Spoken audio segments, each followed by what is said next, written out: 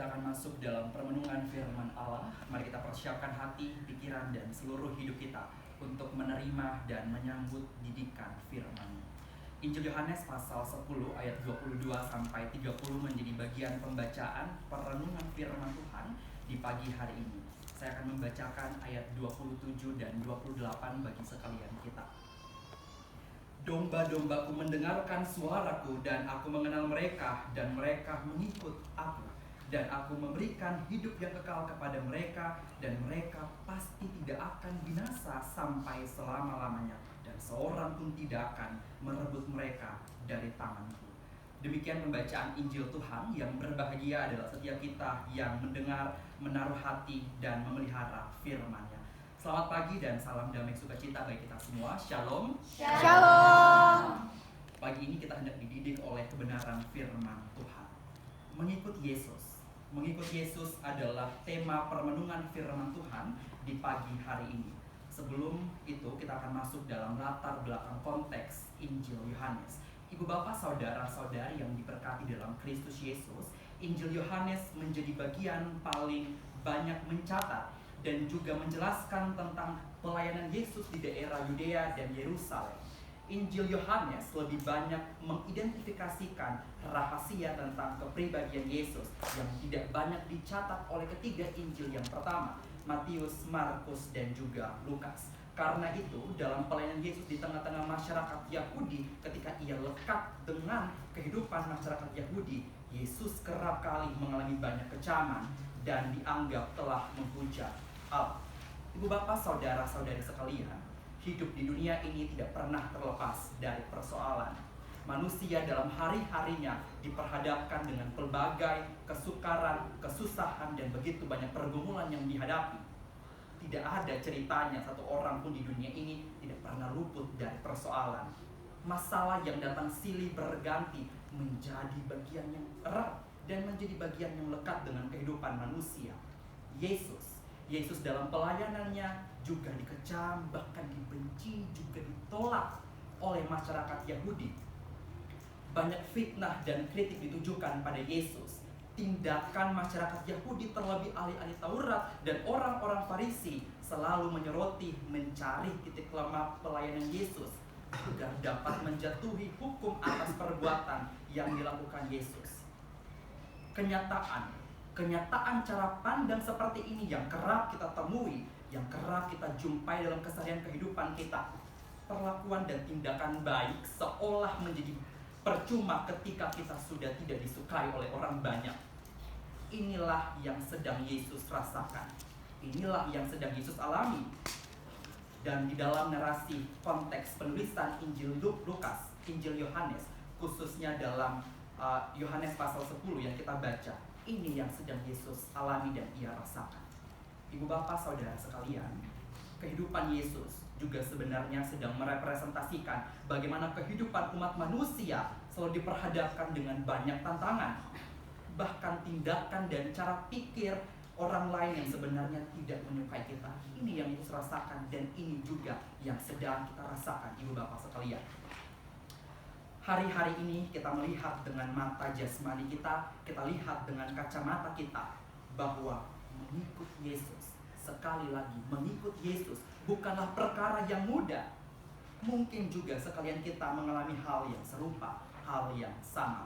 Banyak kritik, cemooh, bahkan penganiayaan kita alami. Dan ini diterima oleh orang Kristen, tidak bisa kita sangkal dalam keberadaan ini, ibu bapak sekalian. Namun yang utama adalah bagaimana manusia mau terus memusatkan hidupnya kepada Kristus, Sang Gembala yang agung itu. Mengikut Yesus berarti mau mengikuti kehendak dan jalannya. Mengikut Yesus berarti mau mentaati perintah dan dengan penuh tanggung jawab mau menunaikan tugas, panggilan, dan tanggung jawab tersebut. Tidak sekadar sebuah label atau narasi bahwa kita orang Kristen. Tidak seperti itu, ibu bapak sekalian. Menjadi pengikut Kristus artinya kita siap dan kita taat untuk mewartakan kebenaran dan kerajaan surgawi. Ibu bapak sekalian, akhirnya kita akan masuk dalam 3 poin fundamental atau 3 poin mendasar ketika hati dan kesadaran hidup kita sebagai orang Kristen mau benar-benar menjadi pengikut Kristus. Yang pertama adalah mengikut Yesus bukan sekadar sebuah ungkapan, namun sejatinya mengikut Yesus membutuhkan komitmen dan pengorbanan yang besar. Dalam keadaan sukacita, dalam keadaan bahagia, penuh kasih, juga sekaligus ketika keadaan yang tidak kita inginkan sekalipun, yaitu dalam keadaan suka, tertolak, bahkan dianiaya dan merasakan ketidakadilan. Mari dalam firman pagi hari ini kita hendak dididik oleh firman Tuhan bahwa kita harus terus mengikut Yesus, tidak hanya sekadar sebuah label yang mendasari darah dan daging kita sebagai orang Kristen, namun kita mau benar-benar berkomitmen dengan penuh tanggung jawab. Poin yang kedua, mengikut Yesus berarti siap menderita dan menanggalkan kesenangan duniawi. Dan ketiga, mengikut Yesus berarti bersikap tegas dan lantang untuk menyatakan kebenaran surgawi dan ilahi itu. Ketika kita menyatakan kasih, solidaritas, dan kedamaian, maka kita telah mewartakan dan menyatakan kasih di tengah-tengah dunia ini. Dan ini 3 poin fundamental yang hendak dan harus kita refleksikan sebagai orang Kristen, pengikut Kristus yang setia. Ibu bapak sekalian, rasanya 3 poin penting di atas sulit dan sukar kita jalani. Namun mari, jika kita melihat latar kehidupan tokoh-tokoh dalam Alkitab ketika memusatkan hidup kepada Allah tetapi mengalami guncangan hidup, tantangan dan ujian iman, karena sejatinya pilihan hidup yang mereka ambil dalam kesadaran yang demikian hanya mau berpusat pada Allah. Yusuf, ia dijual ke Mesir, dikhianati oleh saudara-saudaranya, bahkan di tanah yang asing ia difitnah dan dimasukkan ke dalam penjara. Apanya yang mengenakan, apanya yang bahagia ketika menemukan keadaan hidup yang seperti ini? Apakah ini keadilan ketika kita mengikuti Allah? Ini yang sedang Yusuf rasakan ketika ia dibuang, ia ditolak, bahkan ia difitnah ketika ia di tanah yang tidak pernah ia pergi sebelumnya. Yang kedua, Daud harus berhadapan dengan raksasa Filistin tanpa senjata apapun. Daniel dibuang ke dalam gua singa. Sadrak, Mesak, dan Abednego dimasukkan ke dalam perapian yang menyala-nyala karena tidak ingin menyembah patung yang dibuat oleh Raja Nebukadnezar di Babilonia. Yunus ditelan ikan. Petrus seorang murid menyangkal gurunya. Paulus dipenjara. Lazarus mati. Bahkan Yesus Kristus sendiri dihina, disiksa, disalib, dikuburkan, bahkan ia ditolak dan dibenci. Dalam pergumulan semacam ini, rasanya semua telah berakhir. Ada situasi tanpa harapan. Namun satu hal yang harus kita yakini, bahwa dalam keadaan terpuruk masih ada secerca harapan yang memberi kesenangan dan kemenangan dalam kehidupan kita. Untuk itu dalam ayat ke-28 Yesus tegaskan bahwa ada kemenangan dan jaminan keselamatan bagi mereka yang mendengar suaranya sebagai Sang Gembala yang agung itu, tetapi juga mau mengikutnya. Untuk itu Yesus tegaskan bahwa ada jaminan keselamatan, ibu bapak sekalian.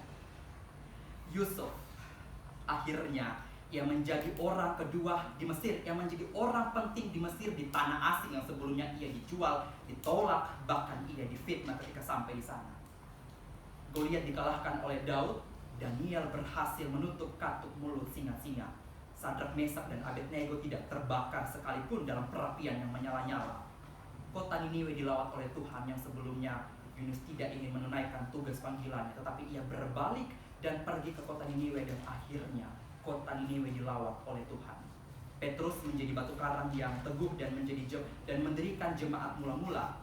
Paulus dibebaskan oleh malaikat Tuhan dalam penjara. Lazarus hidup, dan Tuhan Yesus Kristus bangkit menangkan dosa dan kematian atas semua ciptaan yang telah ternoda, menebus umat manusia dan membangun kembali relasi manusia yang terputus karena dosa dengan Allah. Kuasa Tuhan mengubah segala situasi yang dahulu terpuruk, tidak ada harapan, menjadi keadaan yang penuh dengan harapan.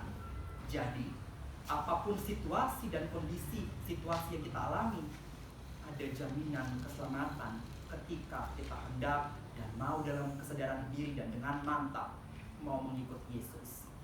Akhirnya, ibu bapak, saudara-saudari sekalian yang diberkati di dalam Kristus Yesus, Mengikut Yesus berarti siap mengerjakan pekerjaan Allah dan dalam hidupnya mau menunjukkan kemurnian iman, tidak membelok ke kiri dan atau ke kanan. Artinya mengikut Yesus mau menjadi pengikut Kristus yang setia, bahkan di tengah-tengah pergumulan dan tantangan hidup yang dihadapi mau terus setia sampai akhir. Akhirnya orang Kristen mau menjadikan Kristus sebagai prototipe yang sempurna dan untuk diteladani. Karena mengikut Yesus, manusia harus taat dan setia dalam hari-harinya dan mau mewujud nyatakan menunaikan tugas tanggung jawab panggilannya sebagai pengikut yang setia, pengikut Kristus yang setia, berkomitmen dan dengan teguh percaya bahwa sekali Yesus tetap Yesus dan bahwa Yesuslah satu-satunya Tuhan dan Juru Selamat yang memberikan kemenangan dan kepastian hidup yang pasti. Tuhan memberkati kita dengan firman.